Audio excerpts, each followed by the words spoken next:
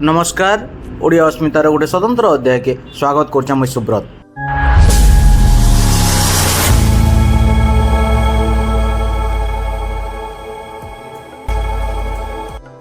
वर्तमान ग्रीष्म प्रवाह जारी रही।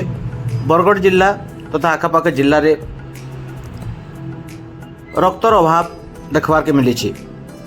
रक्त भंडार रक्त अभाव अच्छे बोलिकी बारंबार सचेतनता करा जाउछे। इटा के नहीं करी संपर्क स्वेच्छासेवी संघ पक्षर गोटे रक्तदान शिविर अनुष्ठित होता। बरगढ़ पाखे थिबा चकर कैन सन्थ कवि भीम भोई महिमा डिग्री कॉलेज ठाणे ये रक्तदान शिविर होता।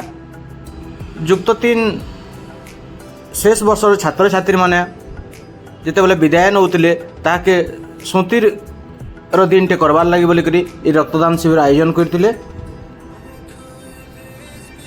सबू होकर 27 जन स्वेच्छाकृत रक्तदाता ताकर बहुमूल्य रक्त अन्य मान लगे दान करथिबार बेल के इथि मुखिया कुनुआ हिसाब बीजेपी रो जिला सभापति डॉक्टर अरूपानंद साहू जोग देकरी रक्तदाता मान को उत्साहित करथिले। इतार संगे कॉलेज रो अध्यक्ष कार्तिकेय साथुआ, संपादक हरिशंकर प्रधान, कॉलेज परिचालना कमिटी सदस्य यदुमणि भई, सरोज भई, कपिल भोई, रेडक्रॉस काउंसिलर अध्यापक सुशील बारिक, कॉलेज रो बाकी अध्यापक अध्यापिका और समाजसेवी तथा मान्यगण्य व्यक्ति माने उपस्थित थिले।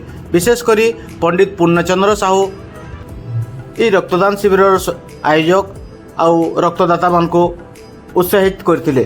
तार संगे संपर्क स्वेच्छासेवी संघ तरफरु समाजसेवी अवनीकांत पंडा सबू रक्तदाता मान को कृतज्ञता ज्ञापन करथिले।